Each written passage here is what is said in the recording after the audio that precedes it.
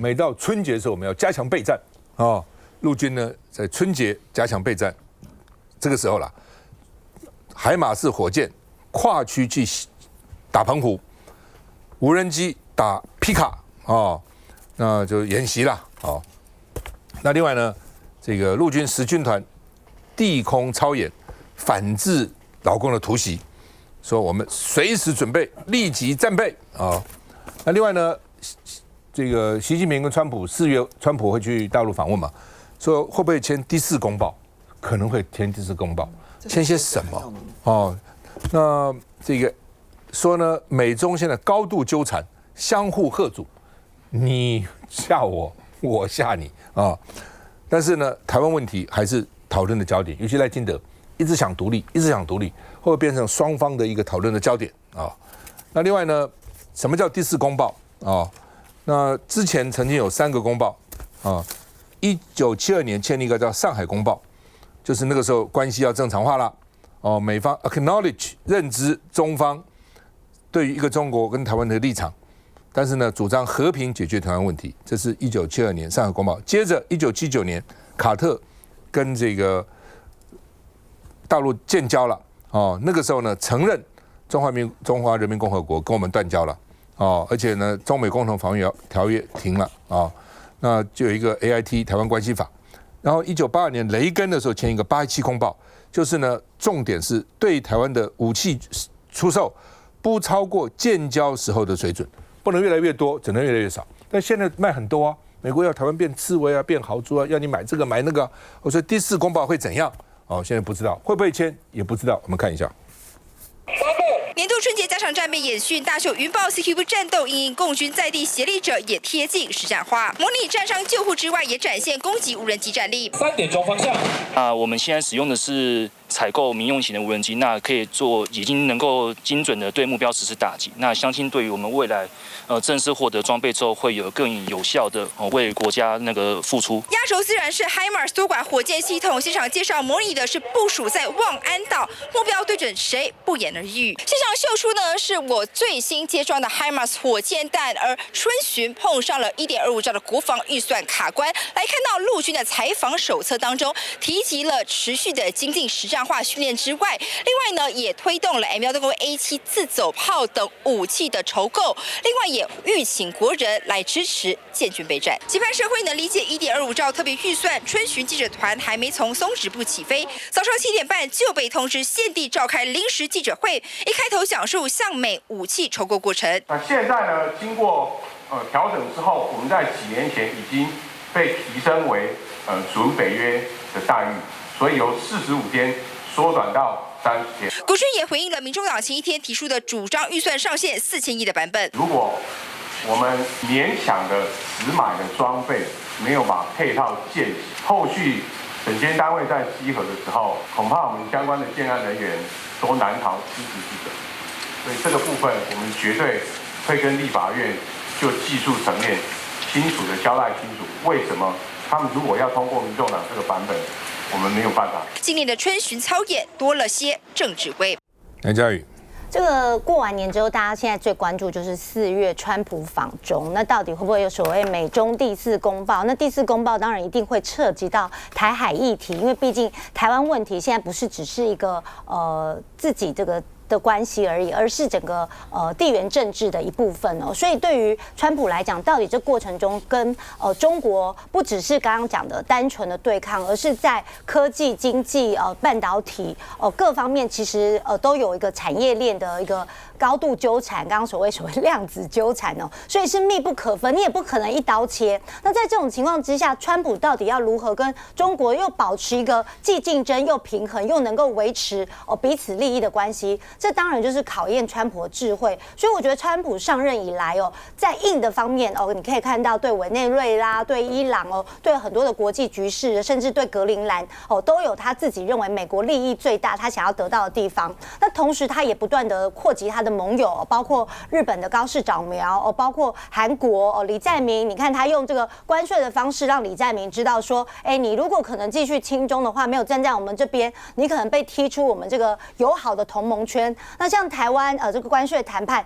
就得到这个232条款的最惠国的这样子的一个优惠。那所以相较之下，这个台湾、美国、日本这样子的一个同盟关系也越来越紧密，所以大家也会持续关注，就是说，川普现在跟习近平见面到底要谈什么？那对台湾而言，当然同样的，我们要加强我们的国防自主，加强我们的在经济上，我们不再依靠中国，而是能够跟美国面向全球啊，能够获取这样的优势。半导体就是我们最佳的优势。那另外一方面，当然我们对内我们这个朝野能不能合作，共同的去推动国防的预算来加强我们台湾的这个国安等等的这些问题，也是台湾自己内部必须要去面对的。所以我相信不管是朝野都有志一同，也都知道台湾所面临在大国竞争中夹缝中求生存这样的一个困境。那如何能够保持台湾的优势跟自主性，我觉得都有赖大家的智慧。那赖总统当然很努力，希望能够去跟朝野来去沟通，能够对话。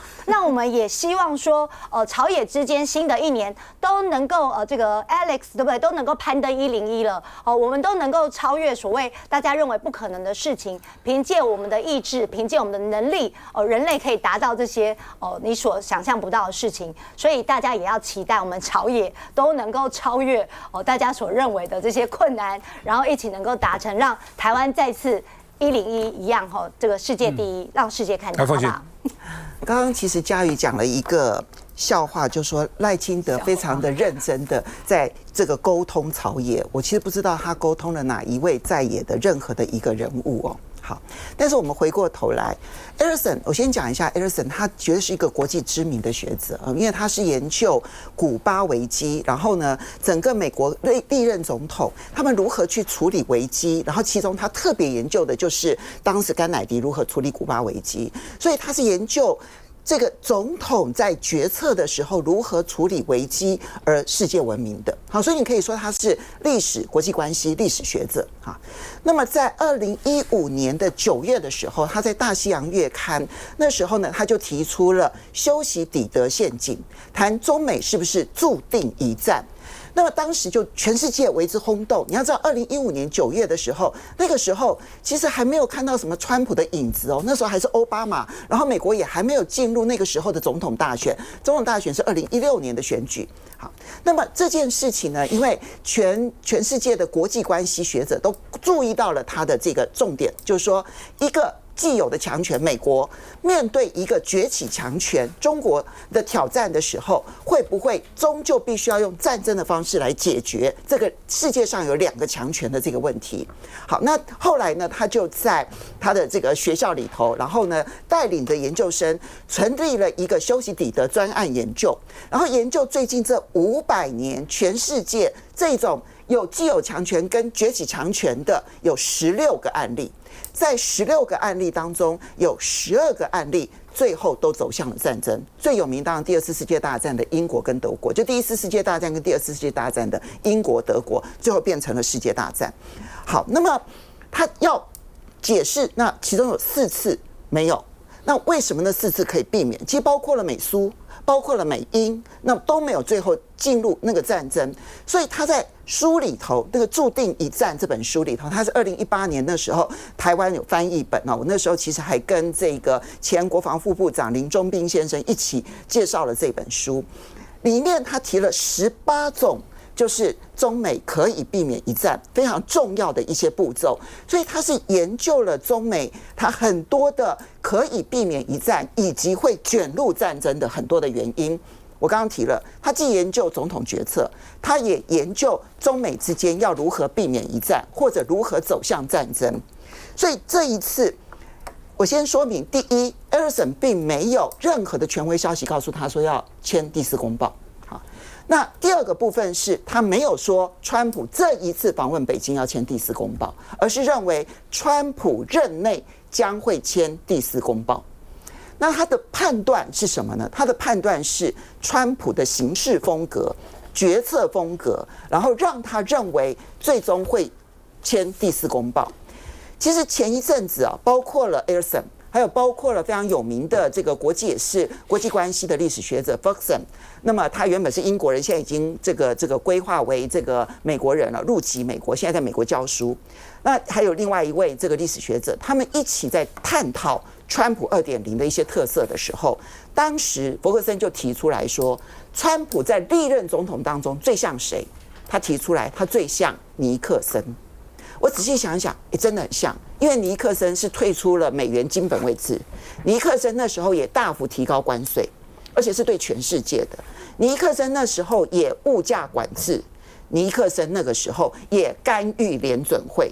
然后尼克森那个时候从反中坚决反共，然后到跟中国大陆建立交往。所以，如果用尼克森的历史，然后去解读川普可能的作为，这是我们的一个挑战。那么，我要提醒的是，其实艾尔森这个讲话最重要的一件事情是，刚刚嘉瑜提到的另外一个我觉得很重要的重点：台湾只能够抱紧美国大腿，但如果美国他说甩就甩呢？我们现在这样子的抱紧美国大腿，然后内部朝野不和的局面，请问一下能够持续多久？我补充一下，讲艾利森。艾利森今天在我们的报头大报的报头，就是除了第4号公报的可能性以外，大家都提到他的修昔底德陷阱。你晓得这个世界上，他提出了这个以后，有2个人反对。一个很出名，一个默默无闻。那个默默无闻的，就是你的来宾嘛，所以做你的来宾没有什么用，你知道吗？有用，你现在是一举成名天下知，都知道了。那个习近平为什么反对？他说太平洋够大，足够2个人游泳。这个也一听就懂了。我的理由是什么？这2只老虎，我有给你看过我那个 AI 合成的图嘛？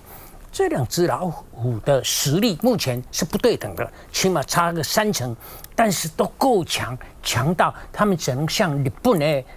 small 小 n 就说我们再怎么打不分上下，但是你不要违背规矩抓我的那个重要的地方那个就违规了。所以他们现在2个就说，谁如果敢打，结果是2败俱伤。2个一个要 mega 一个要振兴中华民族的大业，所以都忍了，就说为了更伟大的前程的伟大计划，我不能随便乱打。这个是我一直在讲，已经讲了超过1年以上了。所以呢，现在艾利森就应该要承认，说我听到沈老大的话，我终于同意他的讲法是对的，真的是对的。你这节目不够有名要不然我老者有名。好，那我们讲，我们继续努力。那我们讲第4号公报，大家都很担心。这个台湾会被他盯死我觉得不会。以川普的为人，如果那个时候他是的，就定了第4号公报，我觉得虚的态度。我们台湾有很多人是讲究虚的态度，比如说总统要过境我们的办事处要更名这些讲虚的态度人会很失望，因为川普不卖账，不喜欢这些。他说：“你过我的境你就有主权吗？”对不对？所以我说 I don't give a damn 但是呢，讲究说我们台湾不会被美国出卖的，你就放心了。这个虚的会更虚，实的会更实。因为川普就是为了第一岛链，你可以想象第一岛链没有台湾的第一岛链是什么个第一岛？有很多人说川普不需要第一岛链，川普怎么会不需要第一岛链？所以实的更实，所以大家不用担心，开去做生意，去赚钱都不要紧。但是一日干点想要做虚的态度的，恐怕就会大失所望。不是说川普会不会出卖台湾，我们真的不知道。但是如果要出卖，那个要价一定很高，那个要价不见得大陆愿意付的啦。就川普因为生意人精打细算，台湾多重要，那你要付多少钱？如果你付的钱没有他的这个要的成本的2、3倍，川普是不会出卖，这点我是相信的。休息一下再回来。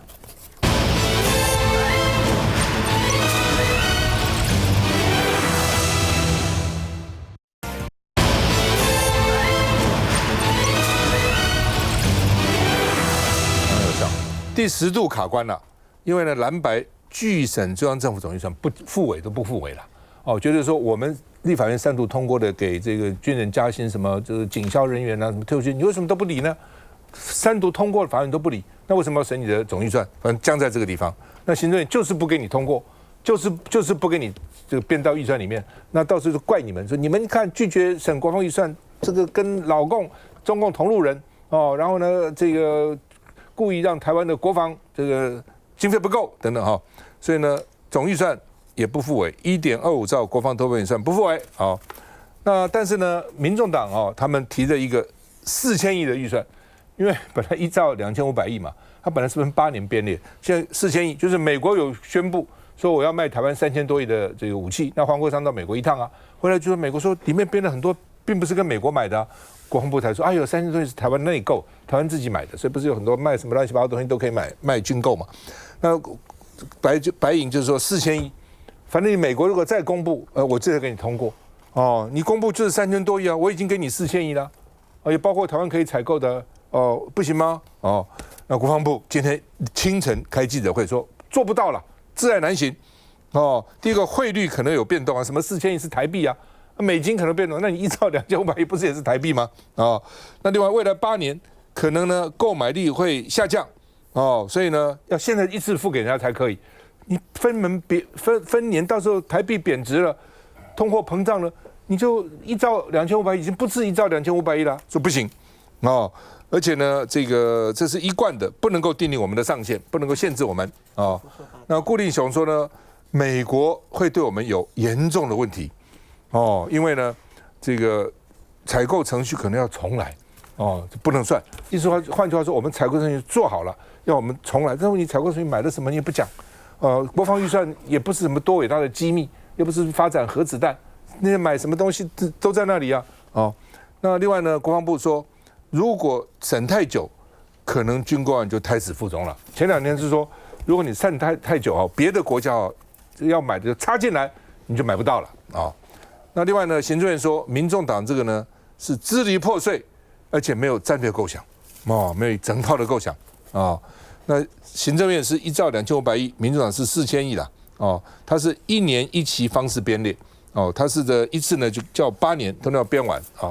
那另外呢，这个牛许婷国民党说我们会有国民党版，额度会有落差，跟民进党不一样，但跟他一样你还干嘛提呢？但是民进党提了，国民党也不能不提啊，不提也不行，提了国防部一定有意见，现在情况就是这样那另外呢，沈伯洋就说这个黄国昌写死恐怕会毁了台湾的国防那另外呢，又传出来大概《自由时报》了。说北京同意国民党下个礼拜要办论坛，国共论坛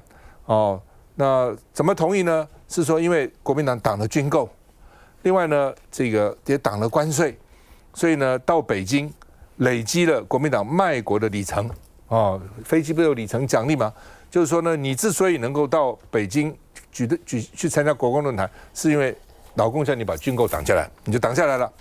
国民党就说这恶意造谣要告。说因为呢，说这个《自由时报》24小时内有2种说法。昨天是说国民党党军购不够努力，所以呢不能办国共论坛。今天才24小时就说党军购有功，可以办国共论坛。所以到底你是要怎样那另外呢，民众党说旧的采购没来，200多亿美金东西没来啊，新的台币又去，新的又钱给他所以呢希望有制度来保障我们的国家安全了那另外呢，因为国防预算里面编了无人机啦、机器狗啦，马文君说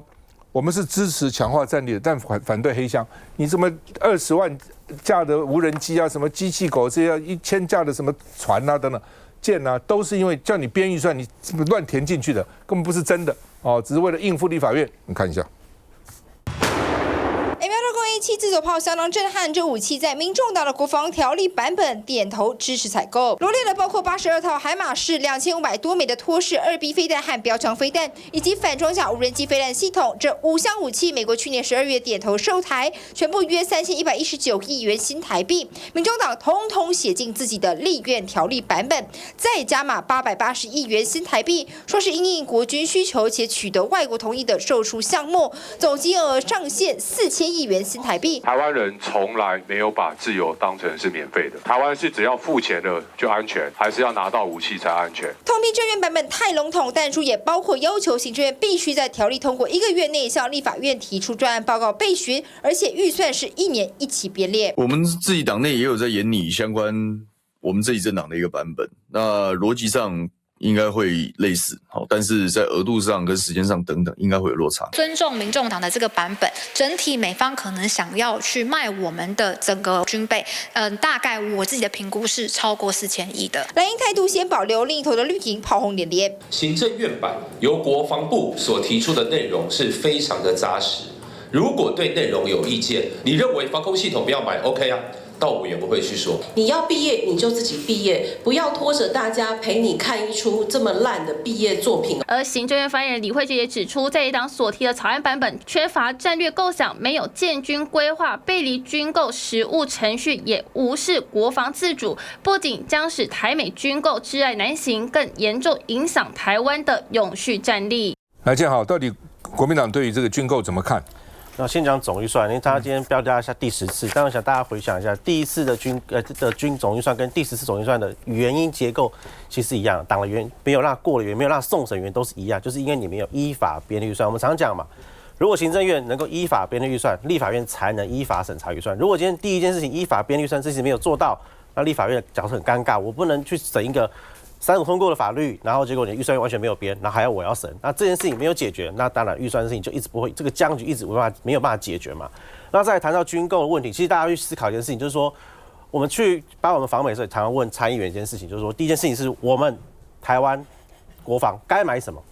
第二个问题是那我们可以买什么。我这部分是第一个，是以国防部要先讲清楚，就跟大家讲说我们整体的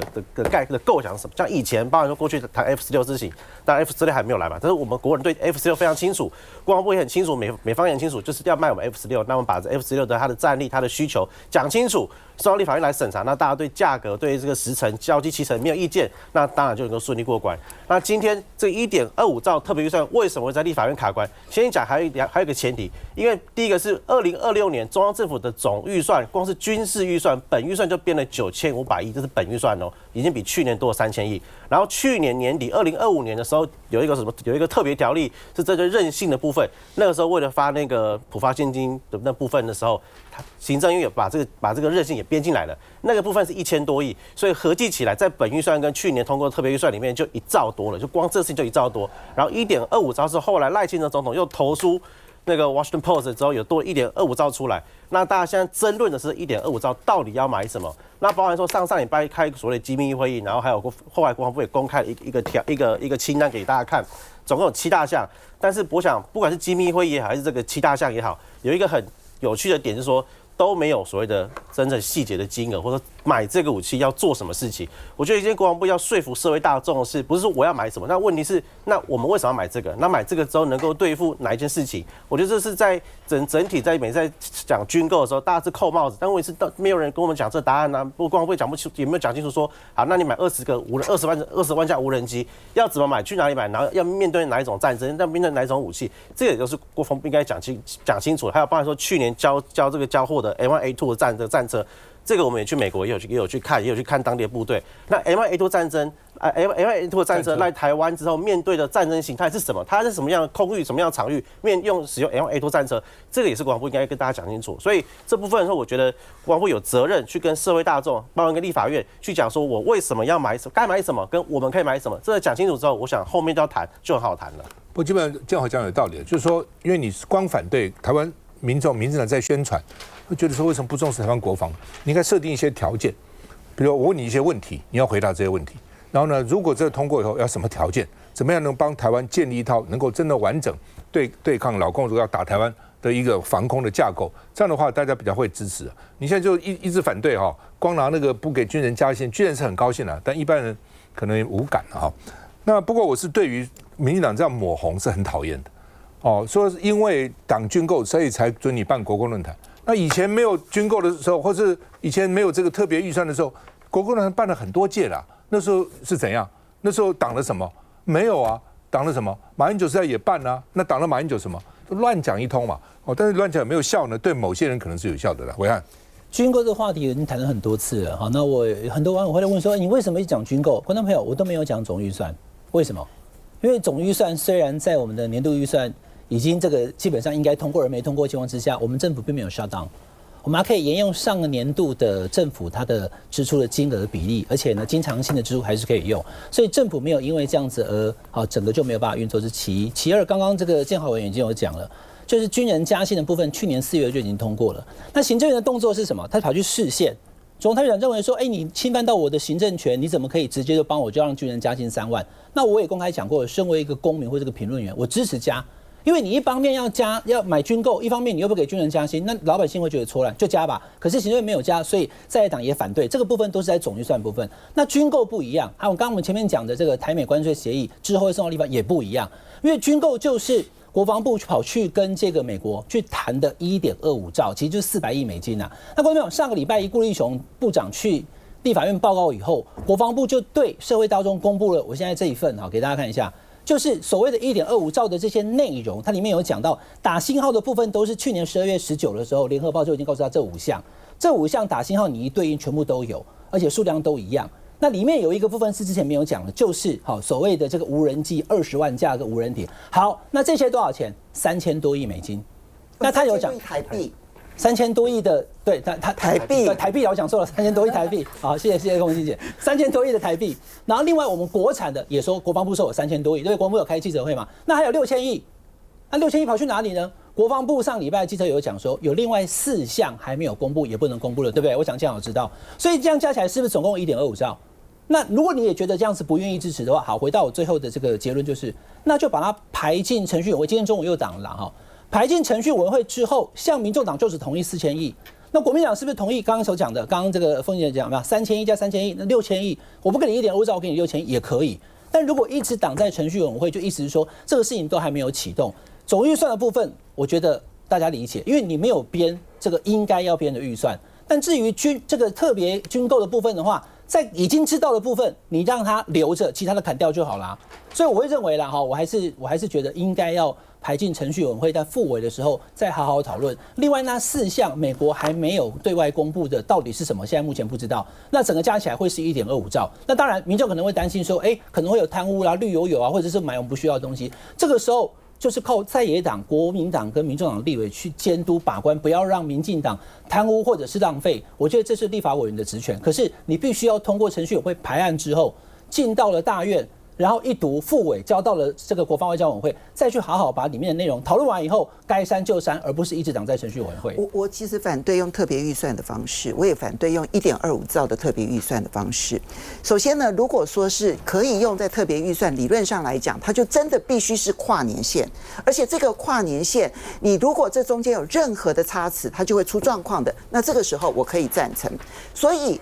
美国现在已经宣布的。这其中就是3500亿这一个新台币的这个部分，我觉得大家去检视一下，其实它能够通过的就通过，但是我觉得剩下来的部分，其实你在国内能够采购的部分，坦白说，你为什么不能纳到年度预算？因为你只有纳到年度预算，我们才不会发生海鲲号的悲剧。一次通过了500亿，后面它所有的进度你都无从去审查，也无从去管控。所以我主张的是，这里面你其实把那一个就是我们无法用年度预算所编列的，才需要用到特别预算。你一次通过这么长年限的特别预算，后面他给你胡搞瞎搞，你永远没有办法监督，因为台湾的立法跟监察分开这件事情本身就是个悲剧。我基本上以前国防部有特别预算，比如说要买 F16，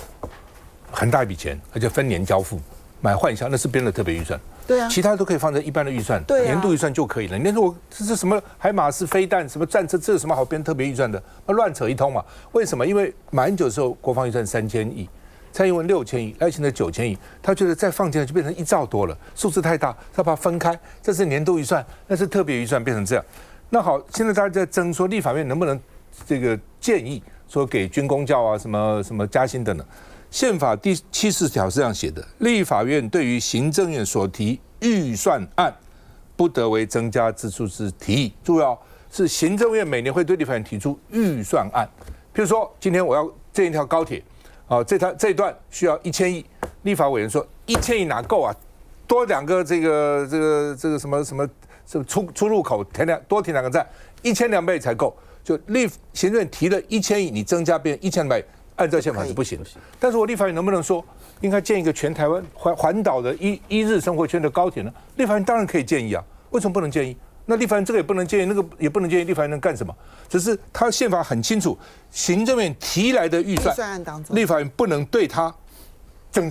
加这个预算，就是这样而已啊，并没有说立法院不能提其他的建议啊。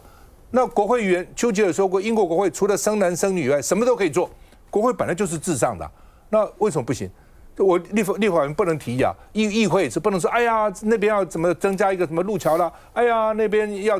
多开一条路，常常做这种建议啊。那政府都要花钱，这个也不能提，那个也不能提，那解释未免太扩张了吧？继续再回来。